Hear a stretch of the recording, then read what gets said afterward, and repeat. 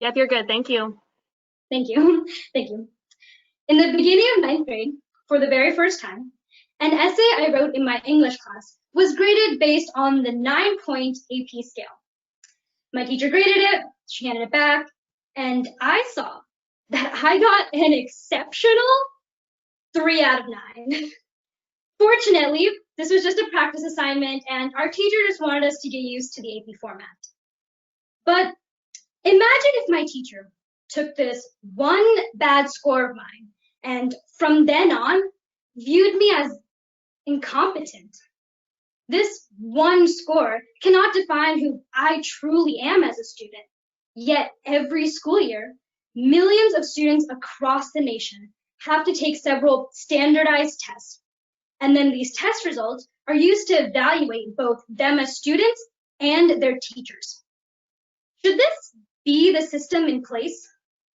Today, I'll be using the Rotary 4-way test to determine if standardized testing in schools is truly the best tool to evaluate both students and schools.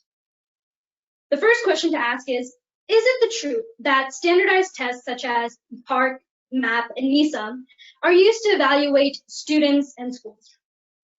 Since 2002, when the No Child Left Behind Act was signed, students, teachers, and schools have been graded based on these values, meaning if the results are poor, some of the consequences include students may not be promoted to the next grade level, teachers' salaries could be cut, and the school as a whole may lose funding.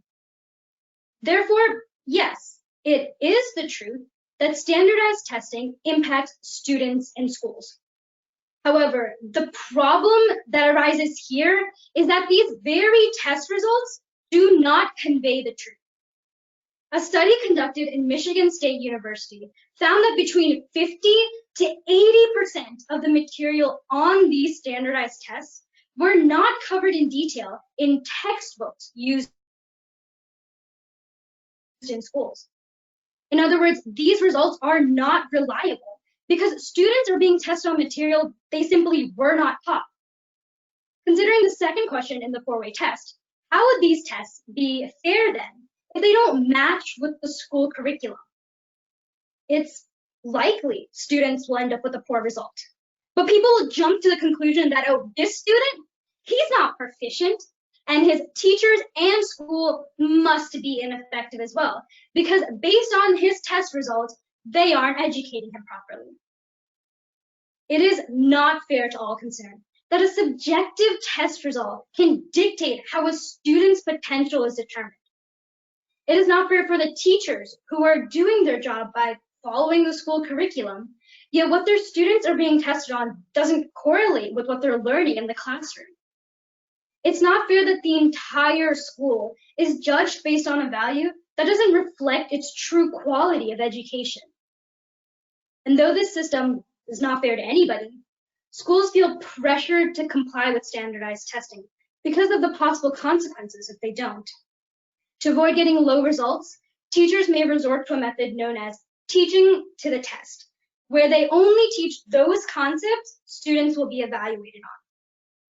Will doing this build goodwill and better friendships? The purpose of going to school should not solely be to prepare someone to do well on an exam. Robert Sternberg, a psychology professor from Cornell University, explains that teaching to the test really only develops memorization and some partial analytical skills. But in order for students to build goodwill and better friendships in their future, we need to first learn creativity, communication, adaptability, perseverance, and much more while we're still in school. Teaching simply for the sake of passing a standardized test stripped students of this opportunity to grow as individuals. And the final question to ask is standardized testing beneficial to all concerned? Robert Schafford from Fairtest, which is an American educational organization, explains that because standardized testing is typically formatted as quick answer multiple choice questions, the results do not convey how a student learns or thinks. In order for a teacher to truly help their student learn, they would have to understand how their student personally learns best. because that way the teacher can use the correct resources and methods to teach them most effectively. Standardized testing is not beneficial for teachers to understand their students' needs, and so it's not beneficial for students to actually improve.